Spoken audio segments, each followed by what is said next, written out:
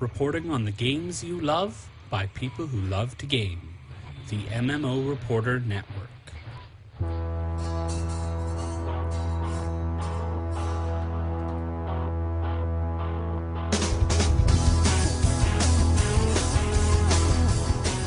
You're listening to MMO Reporter, brought to you by Typefrag, the web's best Ventrilo hosting service. Guild Launch, slay more dragons with Guild Launch. And by Audible.com. Get a free audiobook download at audibletrial.com/MMO Reporter. Hello everyone, and welcome to another episode of MMO Reporter. This is episode 88, and on that very epic note, I'm going to go back in time at 88 miles an hour, and I'm going to introduce my favorite time-traveling co-host, Mr. at MMO Bill himself. Hello Bill, how are you doing tonight? We gotta go rescue the dog. Alright, but what about Einstein, Doc? Oh, he's in a continual alternate timeline. I don't understand. Yeah. Sorry, how was my Christopher Lloyd impression? I see. Yeah? No? Okay. I guess it's time to move on then. On that note, It is episode 88. We are feeling rather light on the Harry Hall content tonight, so I think I'm going to have to be heavy on the calm the F down button. Just every time we start getting animated about something, Harry's going to have to jump into the conversation. Calm the F down. Because that's the closest we're going to get. Mm-hmm. He gets to take a holiday this week. How dare he? Seriously, like, really? How dare he? I remember holidays. Holidays. I'm supposedly on holidays right now, but yeah. No holidays for me. But that's okay, because we got tons of awesome news coming out this week and tons of cool stuff. Let's get into go back in time, Bill. Let's go back in time. Hold on. I have to do this. I'm sorry. Just wait. I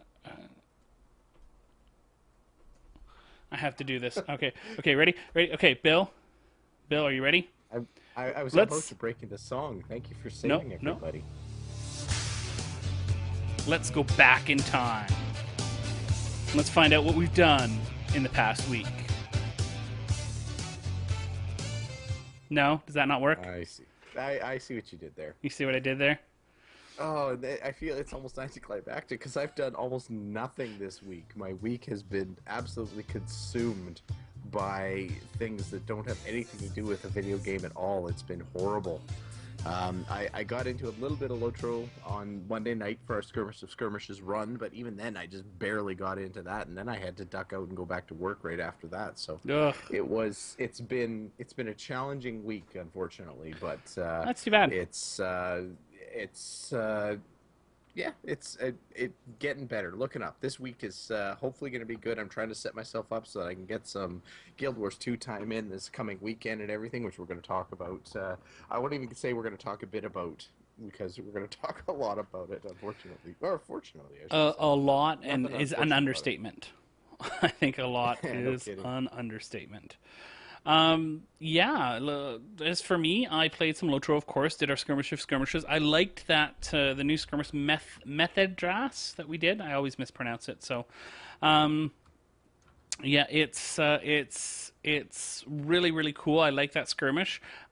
Did some more Mists of Pandaria beta. I was stuck, because I'm only in there really to check out the monk, so there was a quest that was bugged in the starter area, so I couldn't progress, so I had put that on hold, but they fixed it, so I progressed a little bit, and I've got my monk out of the starter area into the regular zone, and I'm struggling right now because I know that I am gonna resub for WoW when Mists of Pandaria launches. So I'm wondering, do I try out a few different things, or do I save everything for when it goes live, or do I try out the high level stuff, because you can make a high level character, because I know that I'm probably never going to get to max level with my monk.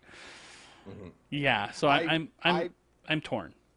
I could see good doing the end level stuff. I think if I'm not going to play it, because it's just I have so many other things ahead of it that I want to play. But if I were and I had the option to play in beta, I think I would try the end game stuff because yeah, I don't really have any characters that I'd probably play to end game. I think my highest level character in World of Warcraft now is it level 80? Is Yep. that what Wrath of the Lich King Yep. got to? And Was then to 80? level 85 was Yeah. I Cataclysm. have a I have a level 80 Shaman and Death Knight, I think, in World of Warcraft, and that's it. And I don't really want to level my Shaman or I Death Knight at never all. realized that you'd gotten your chamois up to 80. Oh yeah, I was endgame stuff. I was endgame healing with my Shaman. It was actually pretty cool. Really, I always thought you were on your Death Knight. I don't remember raiding with you on your chamois. Well, Was there you that the go. one that was on the different server? Was that why? Uh, yeah, but I think I moved it. I think I Oh, moved it over to the right server. I can't remember. Anyway, it's anyways, been a while. It's yeah. been a solid year, I think, since I played anyway. Ah. But Well, my yeah. itch was coming back, and I found a good way to scratch it, so I didn't have to use up this time card that's burning a hole in my wallet. I Mhm. have also played some Tor, almost level 45, and like last week I was saying, getting off Belsavis was just like a godsend. Voss is a really cool planet. It looks great, very grasslands and cliffs, and really, really cool. So I like that kind of a really interesting visual. So it's Mhm. something I haven't seen quite yet in game. I was Some the I secret. was Oh, go ahead. I was just gonna say I was really disappointed actually because I didn't get into that because last week was the free week to play Mm-hmm. for the Please Come Back week for the Old Republic, and I Yeah. actually really did want to play. I just but didn't get the opportunity. So did you notice a population boost during that week, Chris? No, not too much, to be honest. No. No, Mm. no, it was just business as usual for me. Hmm. But I'm usually on pretty late at night with Tor, so that's not the highlight of playtime. I'm not on weekends in the evening, so to speak. I'm on like at Ah, weekdays at 1 o'clock in the morning or something. I see. All right, and also the Secret World I've been playing a little bit of, and enjoying the game itself. A little tired of how long the intro area is. It's a little bit too long, in my opinion, unfortunately. And I'm trying to get everything done before I move Hmm. on. And there's just so much to do. So, and yes, before anybody says anything, I know some of the quests are repeatable. I'm not just doing the same quests over and over again. I'm only doing the ones I haven't done. And then a little bit of non MMO stuff. I have been enjoying Orcs Must Die, which is really fun. Hmm. I've actually played it quite a bit. I got a copy of that actually through work. I Oh, got really? a yeah, I got a coupon for it for Oh, some cool. piece of hardware that we had to buy. But anyway, um, yeah, I've it's a stupid fucking game. I Yeah. mean, excuse me while I slobber all over the microphone here, but it's it's a silly premise, but I like that they are okay making a little bit of fun for themselves. Oh, totally. Their protagonist is just an absolutely goofy character. It reminds me of the old Heroes Quest games from Sierra, where Mm-hmm. the A hero little bit, yeah. was quote unquote a hero, Yeah. but yeah, it's pretty good. I was actually thinking about the Secret World too, just going back to that. Mm-hmm. What you mentioned there too. I was so tempted, and this I think says something about it either says something about me or it says something about the state of the industry, but I'm not sure. Probably says something about me. I was very close to buying the Secret World lifetime subscription. Oh, They were really? selling it for well, I think they still are actually. They're selling it for like $200 or something Mm-hmm. like that.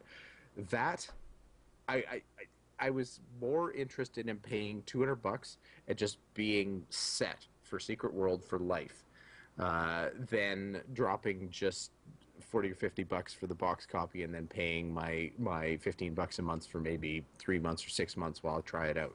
Even though it was twice as much, just the peace of knowing that I never had to subscribe again or anything like that was sorely tempting.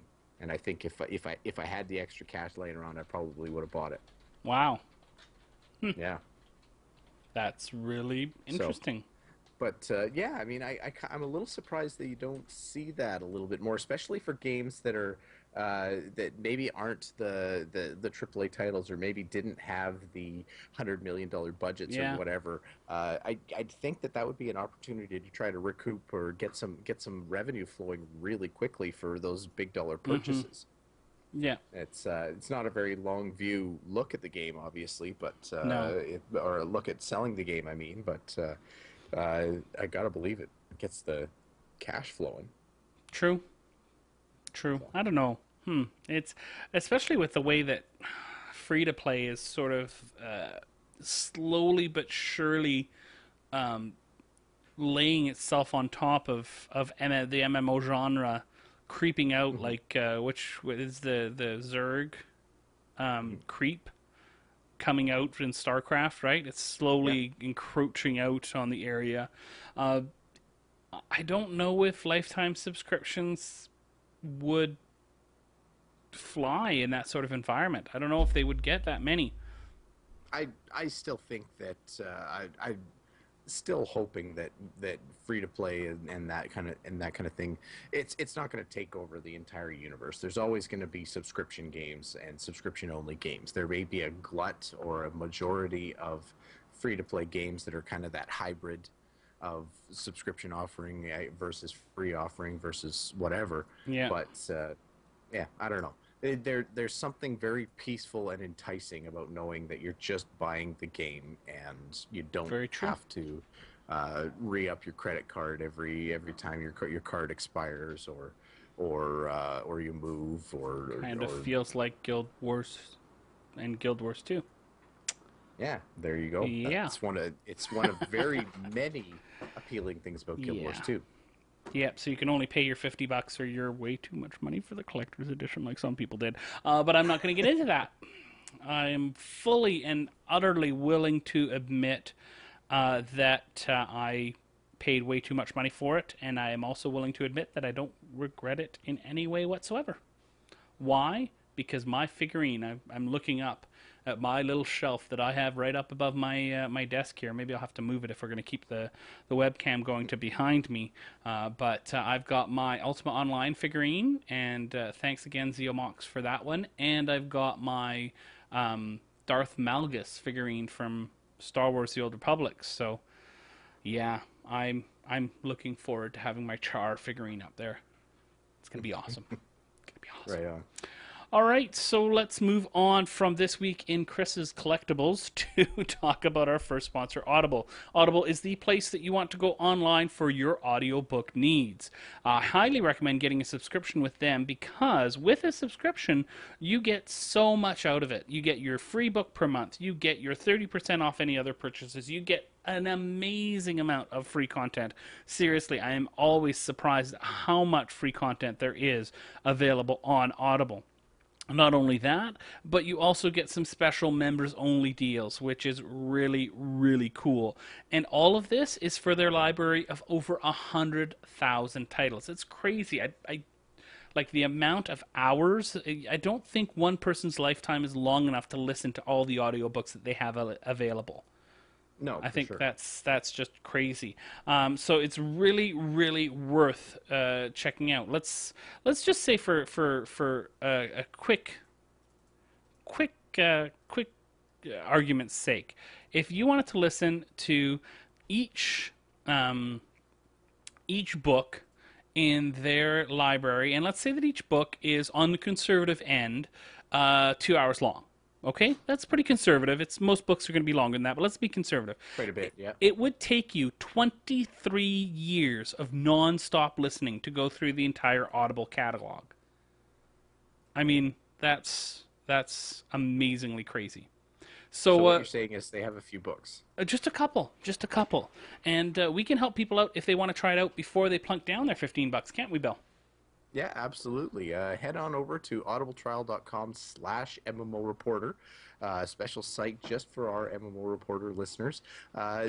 head over there and sign up for the 1 month free trial with Audible, and that'll get you your free audiobook token. That'll get you discounts on anything else you choose to get in that month period. You can go nuts and buy all 23 years of books if you really want to, as well as all the free content that Chris was mentioning. You get full access to just as if you were an actual paid subscriber.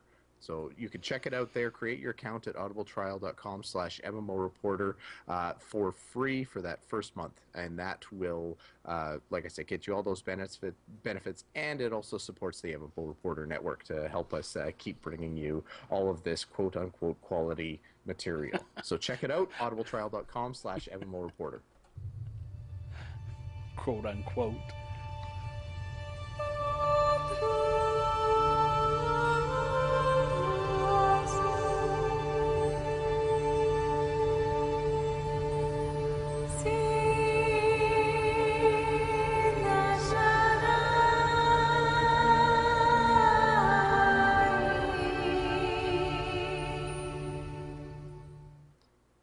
Speaking of quality material that does not have quotes around it, the Guild Wars 2 beta weekend, the final Guild Wars 2 beta weekend is coming up on us this weekend, and ArenaNet's actually put up a list of all the changes, or at least all the big ticket changes that are going to be coming in this beta event, and it's actually pretty big. We've got, we'll run down the list really quickly here. We've got the ability to create an Azura or Sylvari character. We've got a new map to play, the Brisbane Wildlands, for level 17 to 20. We've got Keg Brawls, which ripped off from Lotro, but that's okay. They've got, actually, this is a feature that I really liked, is Vista Views. Basically, these are points that are going to appear in the different regions that once you hit them, you can kind of activate a little a switch or something along those lines. It actually gives you a big giant camera panoramic view of what you're looking at, and it's meant to give you basically it's meant to be a little reward for those explorers out there, the people who are trying to get into every corner and explore the entire map and everything like that. It's like a little bonus because you get it. It's a really beautiful little sample one they showed us anyway, of a view of everything around you. So very cool little feature there. New PvP map, Legacy of the Faux Fire, more World versus World stuff. I still haven't WoW'd at all, so I can't even say what. Okay, that's it. This weekend, versus... we're in. Yep. Well, I think we tried once. I think we tried to sign up and do It was a broken, WoW run. It was, yeah, exactly. It was down at the time. So anyway. And sadly, you might have to cue up a little bit of music for this here, Chris, but beta info will be deleted. So when we're going from... I played to max level. Yeah, go ahead, Bill. Yeah. I think it's sad. Yeah. They're doing a server reset at the beginning of this, aren't they, as well? Or is it just at the end? Oh, really? I'm trying to remember exactly what it was that that Celeste had said. Server choice is reset with both Beta Weekend 3. All right, here we go. So I ask, What do you say, Harry? please don't delete my guy after beta. Everybody join in. Please don't crush that part of my soul. Everybody now. Please don't delete my guy after beta. Please, my guy makes me feel whole. Please don't delete my guy after beta. Sorry, Bill, you were saying it just the music took over. That's okay. I'm just enjoying it. All right. Anyways, so yes, character wipes, boo. But you know what? I would rather start anew in live anyway. I think the only game I've ever seen do a beta without doing a character wipe was Terra, and that was really just a head start. It was a funky named head start, and they called it a beta. Yeah. No, I'm okay with the beta wipe. I was just we were just teeing up Harry's awesome solo or awesome single there. So, Yeah. No, it's a whole bunch of stuff added. It's actually pretty cool, I think. Yeah, Uh, it's going to be a fun beta weekend event. The Sylvari and the Asuran in game, I think, are a huge thing. I mean, that really is going to be a great boon for everyone to get to try it out before launch. I'm just torn as to what I'm going to play. I still don't know. We've got less than a month, well, about a month left, and I still don't know what my main is going to be. I'm getting yeah, so, oh, just anyways. I'm I'm hurt. not sure either. I'm still. I'm leaning towards a thief, Yeah. but I think I'm gonna go Guardian for my main, and then for WoW I'm gonna go with my engineer. I think I'm gonna have to have two characters, mhm. unfortunately. Fortunately, unfortunately. Yeah, All there you right. go. Cool. Also out this week, a dev diary, a dynamic events dev diary, and this is not on the official ArenaNet site. This is an exclusive piece of work over on Guild Wars 2 Hub. Colin Johansson took the time out to write a dynamic event dev journal, talking Hmm. about how the dynamic events are working, the development, and what they're looking at um, with the dynamic events in Guild Wars 2. I think the one of the really telling quotes in this is when he says, "Are events an entirely brand new system people have never seen before? No, they are not. They are our attempt to innovate on traditional concepts and elevate them to something different than what people have experienced before, while keeping alive enough of the old so that people feel comfortable with the system." So, I mean, it's nice of him to say that. It's just different than what they've been saying for years, which everyone knew already that the hearts and the dynamic events were really just quests. Yeah, it does. It is a little bit dialed back from like their manifesto video and everything like that, Yeah, obviously. But agreed. yeah, that's a little disappointing. But again, having played through a couple of the beta weekend events and everything like that, it's true. At least they're not trying to blow smoke at us or anything like that. Yeah.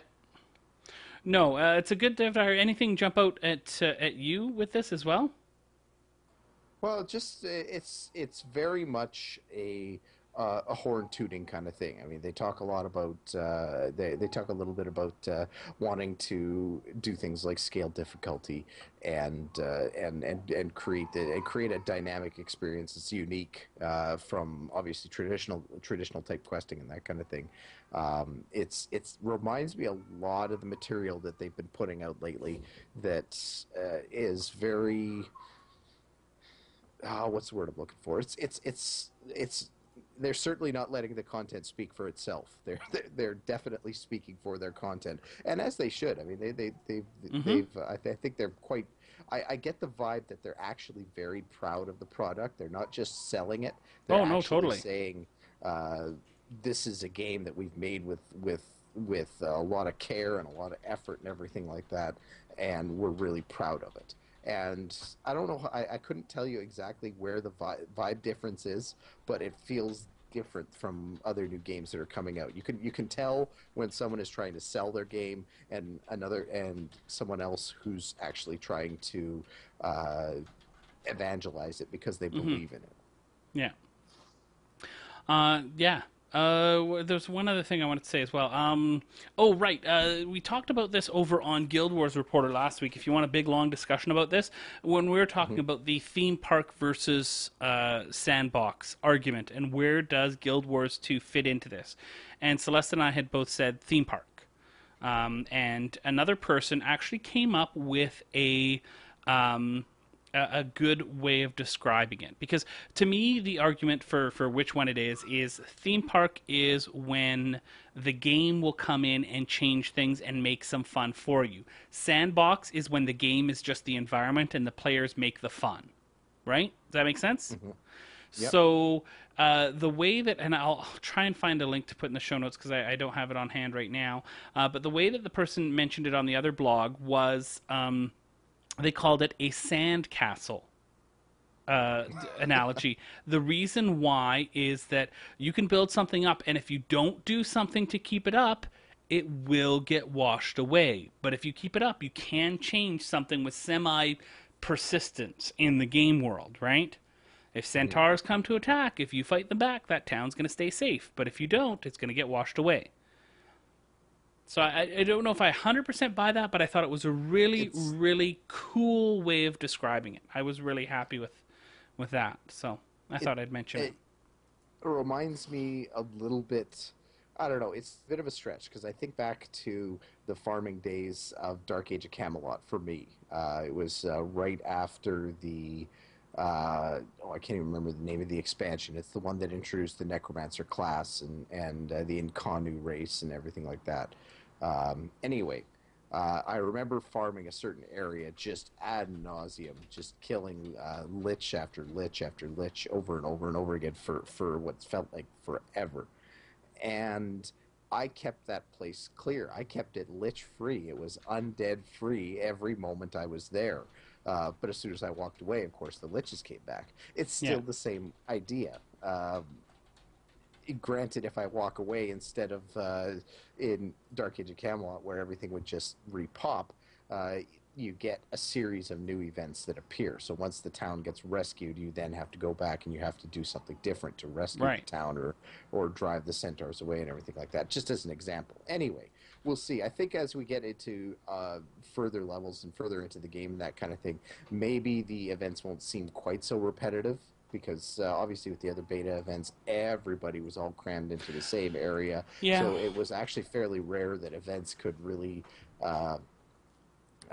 carry on past their initial few phases and everything like that. So Well, and the other thing too is the type of events that you have. In those first few zones, they seem very mundane. And as we got through the game, I got into my low 30s.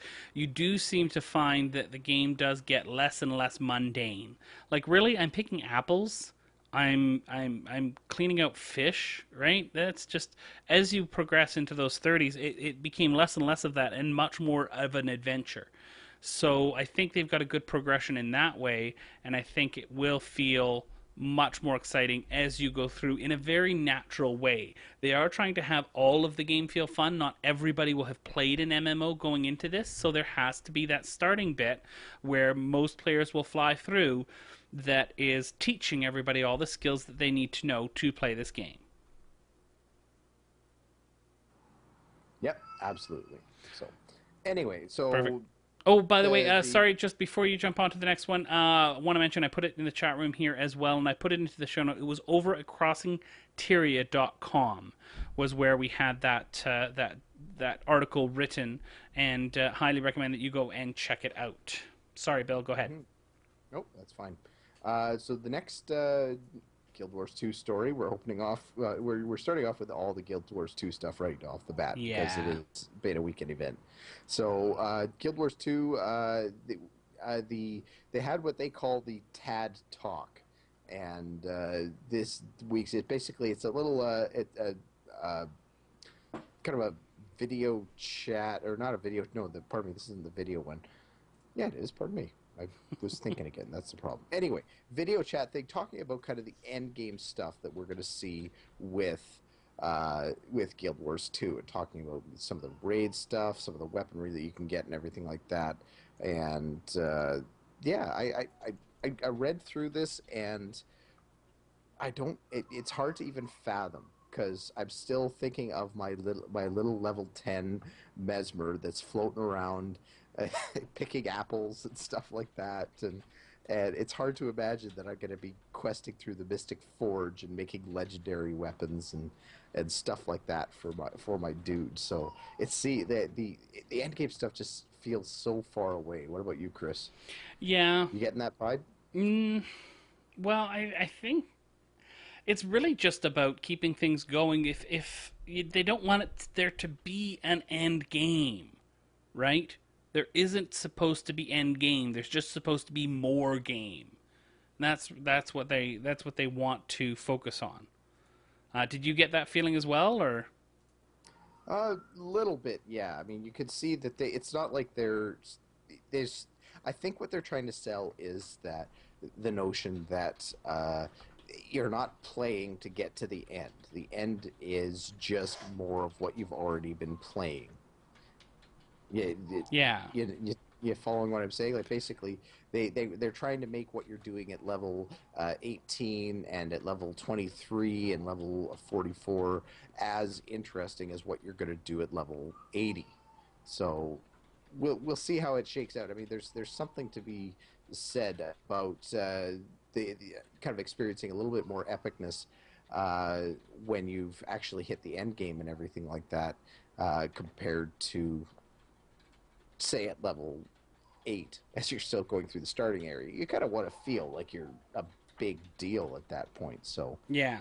we'll see if that actually carries through or not. So we've got a couple of links in the show notes which you can find on the site. First will be Massively's take on it, which I think is a good thing. If you don't want to sit through the entire video, which we will also have linked. Massively, I think Elizabeth, who does all their Guild Wars 2 and Guild Wars coverage, it lays it out really, really nicely. So you can check that out if you don't feel like watching the entire, I think it's 25-minute video. Well, did you find, and I wasn't sure if I was just missing something or something like that, but did you find the first 4 minutes of that video were just blank, empty sound? Like nothing but the logo? If you look at the different videos, maybe I linked to the wrong one here, but they have a few different ones where they have to highlight, because they start the stream and then they switch everything. Like doing streams ourselves, I kind of understand this, but the one that I linked in the show notes goes right into the conversation. So, Okay. yeah. Okay, it's the video that I went to or I got to, I think I went through the Massively article in the first place. Go to my pointed links, Bill. My links. Come on. There you go. So just so everyone knows, if you're gonna go check out that video, if you're finding silence at the first 4 minutes, just skip forward. It gets better. So Yes. anyway, yes. All right, and next thing here, there is another video that was put out by ArenaNet, funny enough, about Guild Wars 2. This one, though, is one of my favorite things to do, and that is a behind the scenes. Pull back the curtain, let us see how the wizard works, and show us around your studio. I love these things. Nice to know that they actually have like a totally secure studio. You have to get like a swipe card to get in and all that sort of stuff.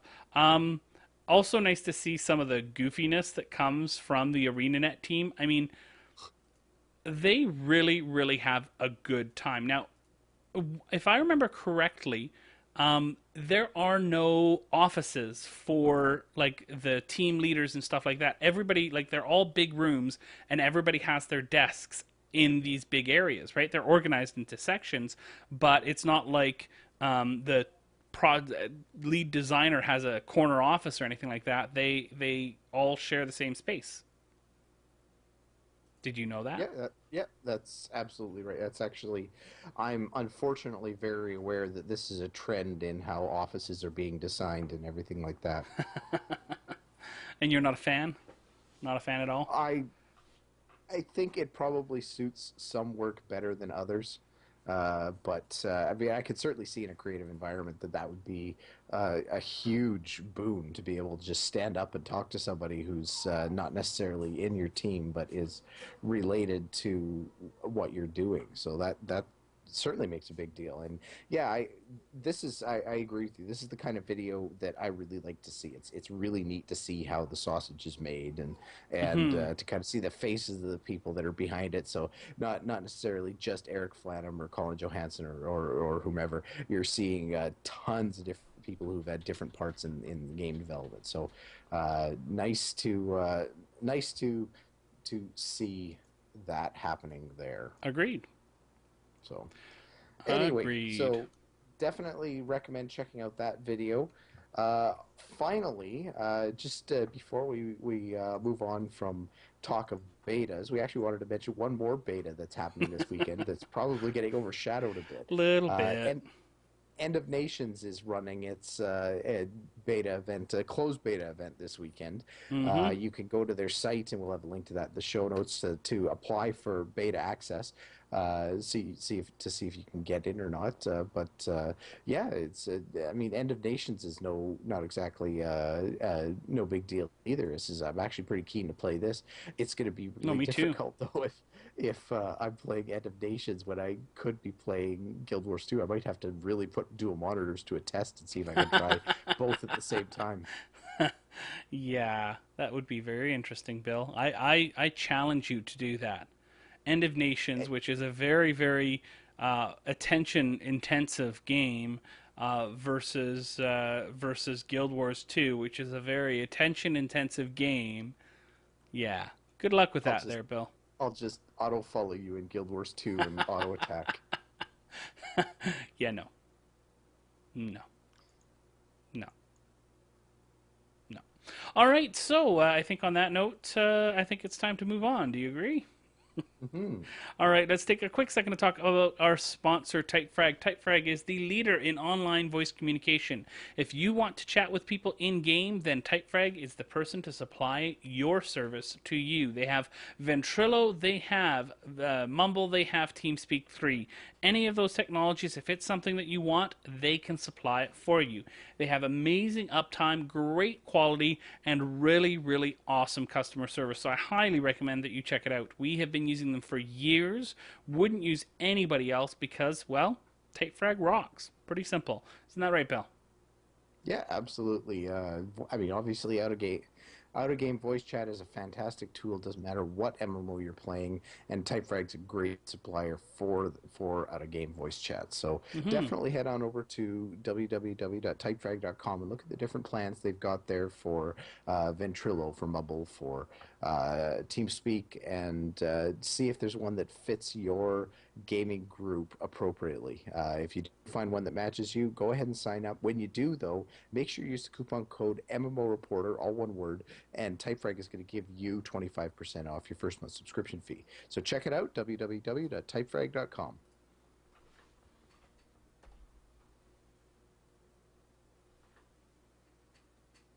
Oh, well, that's not working well. I know why, too. I'm just going to put a little marker here in the recording software, and we're going to try that again.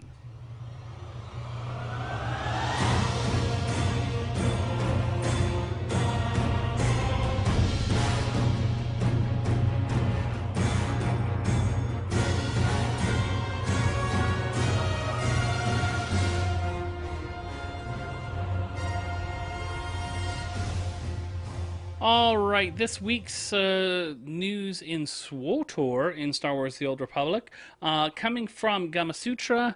SWOTOR's executive producer leaves BioWare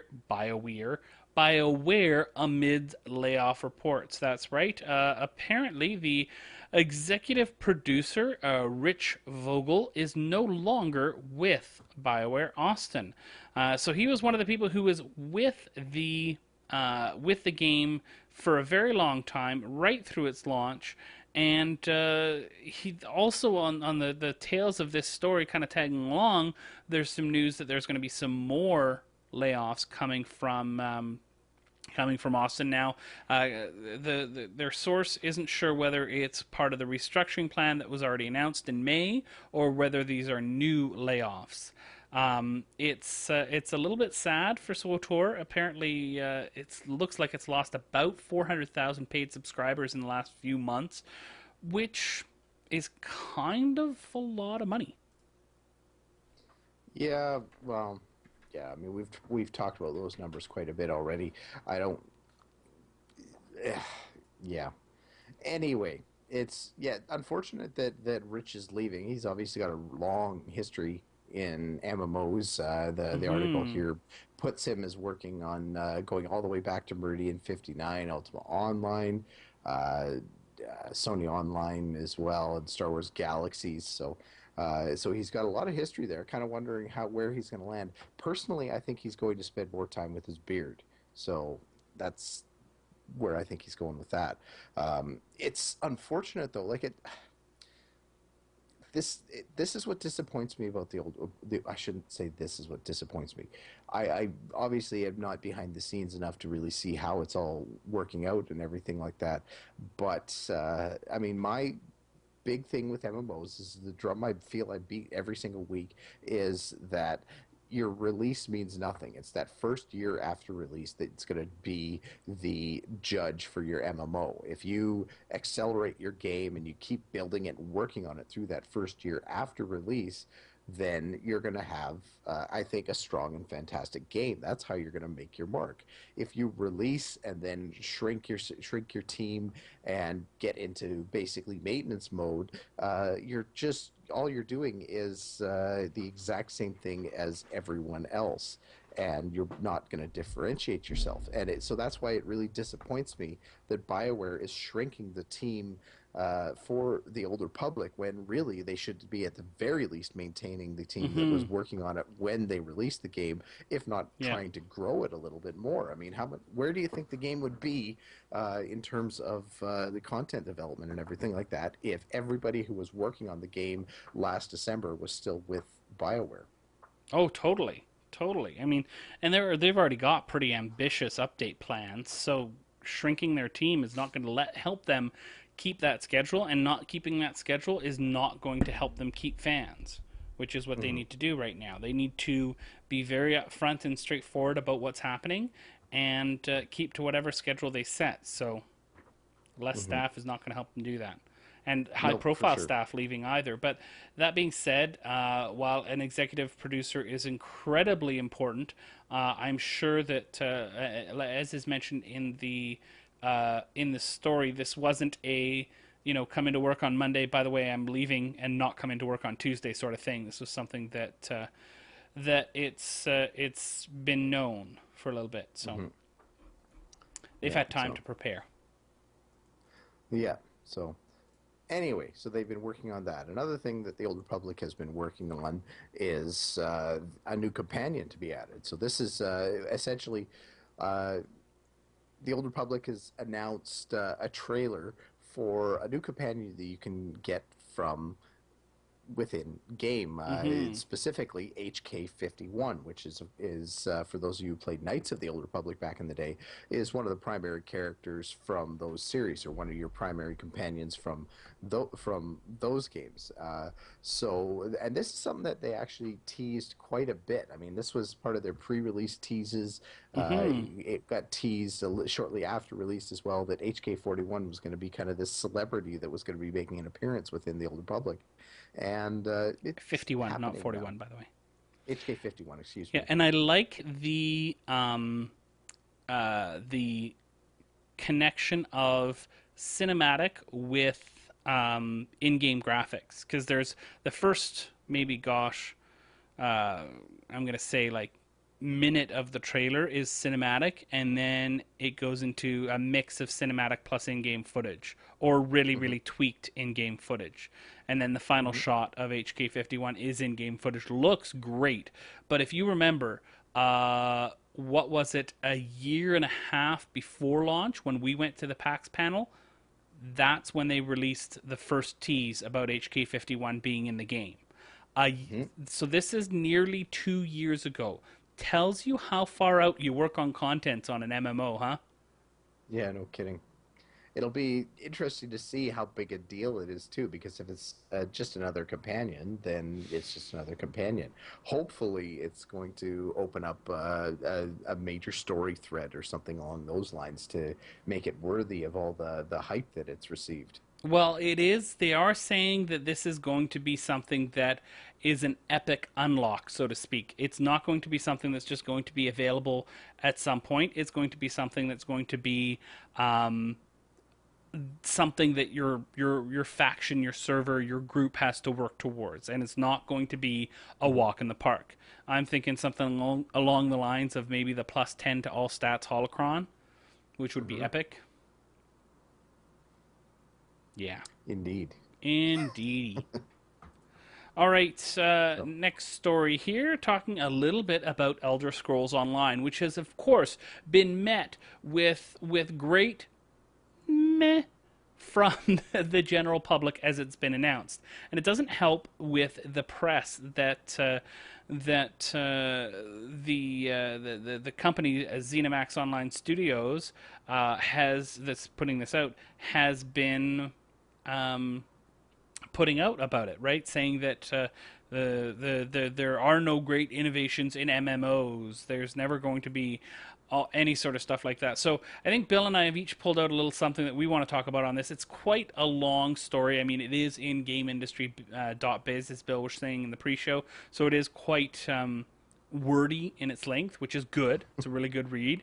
But I think Bill and I have both pulled out something. So what I pulled out was the question that was asked: do you have any concerns about being in the high fantasy genre, which continues to be dominated by World of Warcraft? Blizzard is about to launch the next expansion, and of course they're working on their next big MMO. Is there fear about competing in that space? And Matt Furor, the head of said studio, says, all fears have been erased after the success of Skyrim. It just shows that the IP, fancy or not, is giant and very popular. It resonates with a lot of people in a lot of different parts of the world. It is perfect for an MMO, so I'm not worried about that at all. Now, I do have a problem with this in relying so heavily on the IP. And I don't think I'm not trying to, I am completely taking this out of context, and I'm not trying to say that this is definitely how they think, but a comment like that worries me that they are going to use the IP as too much of a crutch and not try to innovate in any way, especially with the other comments that have come out about that. What do you think, Bill? No, I agree. It's a. Actually, I don't know. I'm gonna step onto the fence a little bit with this. Yeah. Because Skyrim or that and Morrowind and that whole Elder Scrolls IP belongs to them. It's an quote unquote original IP. It just happens to have got a game history behind it.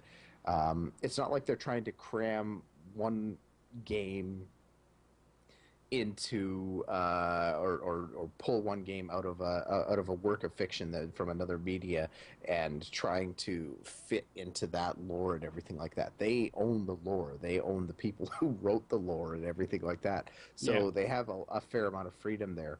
So it could be that that's the direction they're going in, and basically saying that they've established a really rich lore already, and they intend to make the most of that rich lore they've already created. So that would be the positive or the optimist way of looking at it. The other way would be, like you said, that they're going to lean back on the 10 million copies of Skyrim and say, you know what, we could just toss anything out there and slap a Elder Scrolls logo on it, and bang, it's going to sell millions of copies. So, which I don't think is the case. Well, I mean, really, the Old Republic is proving that right now. Exactly. I mean, if you're going to measure how badly it can go for a game that's relying heavily on its IP, then the Old Republic. I mean, I still hate to call it a failure because I still think they're over 1 million subscribers, which I don't think is a failure. In fact, they many times said that if they had 1 million subscribers, that would be a success, or the game would be successful. I agree. That said, anyway, yes, that's an unfortunate attitude. I don't know. I plucked out the quote that they put in there that the MMO is a tired expression, that they're just making an online game. So, which I'm trying to read into this a little bit more. Basically, in the answer that he was giving, basically he's trying to get across that they want to make a game that's fun to play. They're making an Elder Scrolls game that happens to be online. And they're going to try to get that Elder Scrolls fun into the game first, and then any MMO components or traditional MMO components that they can squeeze into it, they're going to.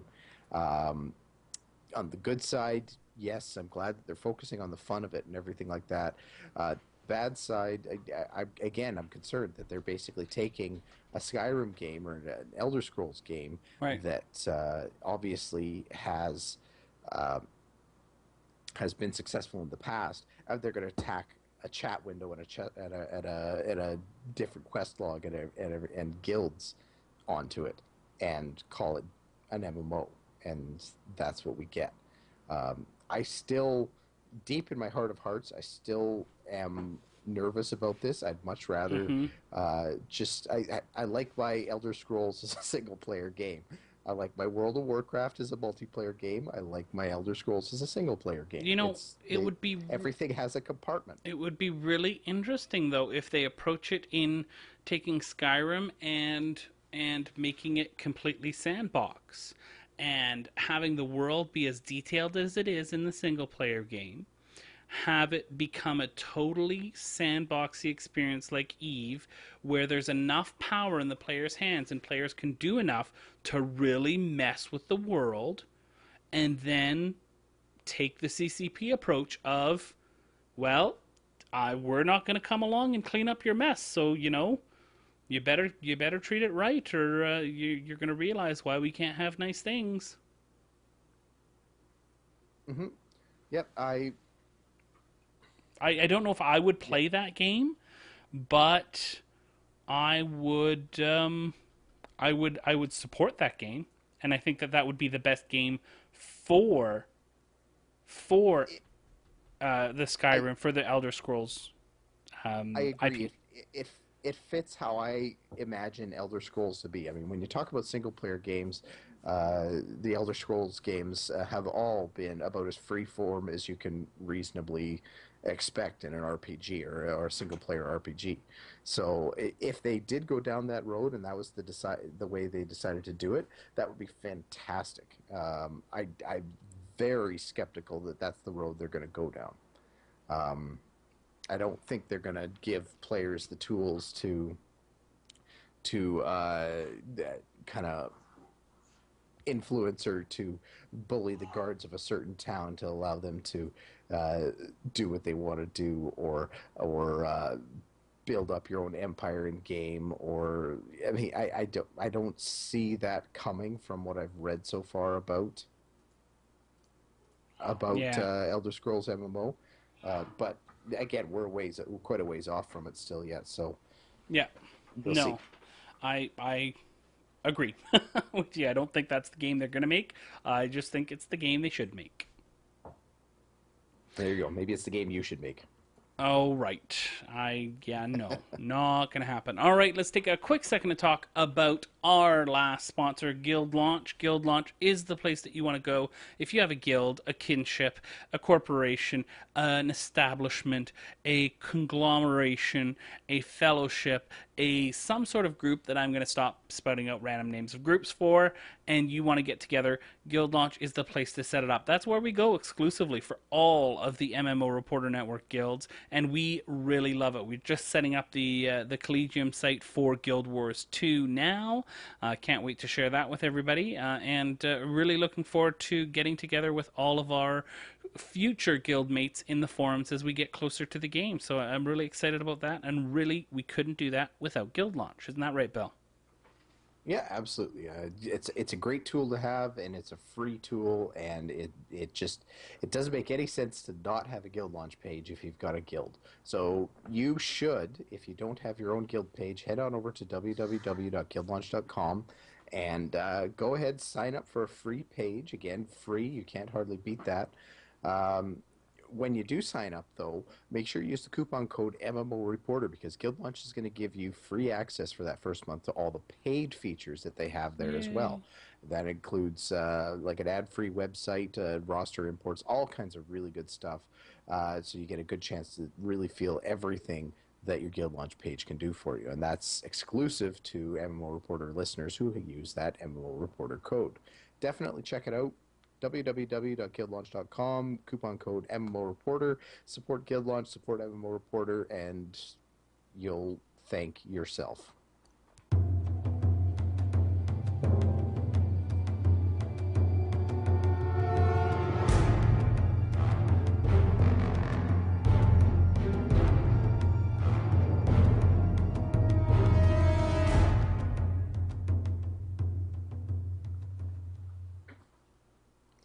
So, Chris, what would you do if you had $10,000? I would buy a new computer. A new computer? Just one? Just one. Just one? It would be that expensive. Oh yeah. I see. It would be Well, triple 690s. Not bad. Not bad. Well, you know what you should do then? What's is that? you should enter the League of Legends tournament that's going to be happening August 5th, and just win it. Then you'll have $10,000. No, I would not have $10,000. I would have like 10,000 bruises to my soul from the insults hurled across the tournament in my direction. Yeah. League of Legends, awesome game.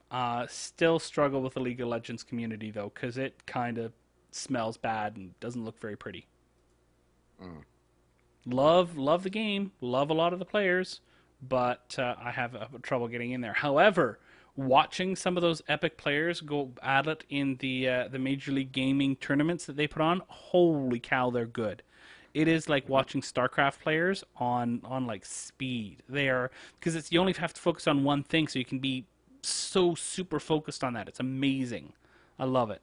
Love it. Can't wait to watch this and cheer on whoever I want to cheer on. It's going to be exciting. I like Major League Gaming. They do some cool stuff. Yeah, it's very cool. League of Legends has really established itself, I think, as the pro or esports game now. I mean, I'd say it's probably surpassed StarCraft pretty clearly. So Yeah. Oh, yeah. Just yeah, an install definitely base. yeah, well, easy, yeah. But in terms of how these tournaments are organized and that kind of thing, it seems like there's a new League of Legends tournament coming up everywhere I look. Yeah. So, and I still haven't played a single match of League of Legends. Oh. I'm gonna try something. You know what? Try Smite. See if you can get into the open beta for that. That's fun. Oh, I should have mentioned that in what I've been playing. I have been playing Smite. It's like Cool. over-the-shoulder type of League of Legends game where you're not looking isometric. You're looking like a typical MMO viewpoint. So, I don't know. I connect more with those characters. All right. Just want to mention one more thing here as well, and I had linked this on our Reddit page as well that I use for the Daily Show. That in a game called Zion, inactive players are unfortunately contributing to the recent outbreak of zombies in the game. So basically, what's happening? Inactive tribal totems, which I'm guessing are things that players put down, will begin to give rise to intelligent and malicious undead revenants. And these creatures are far more intelligent than your average monster, hunting other players and looting them for better equipment as they capture new territory. So, you don't play the game, you're contributing to the zombie apocalypse. Thank you very much. Take your bath salts. Go away. Way to go. This is brilliant. Yeah. Whoever decided to put this into the game deserves a pat on the back. I mean, this is something that I would love to see in old games. I don't know, just the concept of coming across a person that you used to raid with, or a person that you used to group with, or PvP against, or whatever, and they're attacking you as a mindless zombie. It's just brilliant. I mean, you have to sign. I mean, when you play an MMO, you generally have to sign that or click agree to the terms of use, blah blah blah, that say in no uncertain terms many times over and over that the gaming company owns all the information related to the game. Their characters belong to the game company. Blah blah blah. Why not make use of that big giant database of ex players? That aren't playing the game or anything like that, and do something cool like that. I mean, that would totally resonate with so many different communities, I think. No, I totally agree. I think it's a great idea. I mean, you've got Super these awesome. people that the names are already saved. You can't create new characters for them or anything like that. You've got the character models already done. I mean, maybe you don't. I mean, I don't know. There's probably restrictions or reasons why other games wouldn't do something like that. I think it's brilliant, though. There you go. I agree. I think it's a great idea. All right, so we've got a couple of last stories here, more actually centered on us, funny enough. First one that we wanted to mention is that the MMO Reporter crew is going to PAX. Bill, myself, and Selenia will all be at PAX Prime coming up in just about a month, I guess. Pretty exciting. Really, really, really looking forward to it. But most importantly, we will be having a meetup. That's right. If you want to meet with us and you want to have fun for a night, we would love to have you come out and join us at the Elephant and Castle Pub under the Red Lion Hotel in Seattle. It's just over a block from the convention center itself. We're going to be meeting up at about 7, although some of us are meeting at 6 for dinner. So if you'd want to come to that, that would be welcome as well. Typical pub fare, a few drinks, have some fun, and it's within stumbling distance of our hotel bill. So I'm pretty happy. Indeed, stumbling distance indeed. Yes. Are you predicting maybe having a drink or I may have a drink or two. It's always fun. We have had tons of fun at these meetups. 2 years ago, when the last time you went, we partied with enforcers, which is always an interesting thing, and had the Lotro devs out, which was also a lot of fun. Last week, we had a bunch of people over at the Daily Grill, which is literally across the street from the convention center, and had tons of prizes to give away. And we're hoping to give away lots of prizes there as well, including, and I'm just going to back away here a little bit so people can see, this wonderful cloak behind me here will be given away, and those of you watching the video can see that, probably at that meetup. So really looking forward to that if you would like to go. If you do want to go, just send me an email, please, at mmo.reporter@gmail.com, and let me know that you'd like it to attend. There is no cover charge or anything like that. And even if you're not going to PAX, if you unfortunately fell to the no passes left itis, then we understand, and we'd love to have you at the meetup anyway. PAX passes not required. Actually, last year at the PAX meetup, we actually were able, through the power of Twitter, we found some extra passes for a few people who only had a 1-day pass and wanted a 3-day pass, and we took care of it for them. So that's how awesome our meetups are. Very cool. And this year, they're actually allowing the resale of passes, I believe. So Kind of not officially on the forums or anything like that, but they've always been okay with you selling your pass at face value. The big thing that you want to check out is there are probably 10 times the number of fake passes as real passes that are there. There's absolutely zero way for you to make sure that your pass is legit. So, get it from a friend. That's how we did it last year. It was somebody that I knew through the internets. Some of you may watch her streaming stuff, Pocket. Pocket says, and she does a whole bunch of stuff for MMORPG as well. So it was a trusted source, so obviously that wasn't an issue. But if you're just buying it randomly, I probably, to be honest, wouldn't. Not with the proliferation of fake PAX passes out there.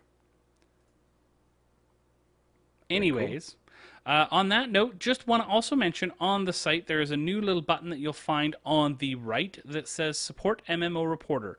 That fantastic little button will take you over to our donation page where you can set up a recurring subscription to $5 or $10 or a one-time donation to the MMO Reporter Network. Basically, we want to do more for you, and unfortunately that costs a lot of money. We want to head out to, we'd love to do stuff like the Sony Online Entertainment group that they have together in Las Vegas in October. It's a big fan fest for them, for all the Sony games. We'd love to do stuff like that. Love to do some Comic-Con coverage.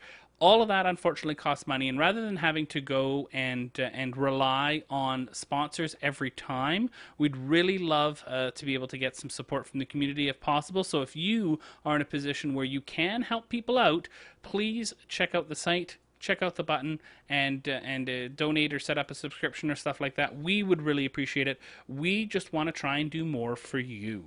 So you can check it out there. There's a link on mmoreporter.com. Bill, that feels very showish. Does that feel like a show to you? I'm shown. You know what you haven't shown, though? I've been shown the way. You have not shown any sort of contact information if people want to get a hold of us. Well, it's a good thing it's time for that. It's that time of the show for contact information. Time for showing the showy show? Indeed. If you'd like to get a hold of us, you can send us an email to mmo.reporter@gmail.com. You can tweet at any of the three of us. Yes, there are three. Harry is coming back. To either at MMO_reporter, at Harry Hall, or at MMO Bill. You can give us a call at 616-666-6778. You can check us out on YouTube, youtube.com/user/MMO Reporter Network. Follow us and check out all the videos that we put out there. Finally, you can head on over to www.mmorreporter.com for all of our previous shows, show notes, and links to all the other MMO Reporter Network podcasts. That site again, www.mmorreporter.com. All right, Bill, thank you very much for recording this week. Oh, it was my pleasure, And as always. And thank you, of course, to our wonderful chat room for staying up so late. Great to have you out, guys and gals. Much appreciated. Thank you for coming to listen. And, of course, thanks to all of you for downloading the podcast and listening to it week after week. We really, really appreciate it. We hope that you come back again next week. But most importantly, we hope to see you in game.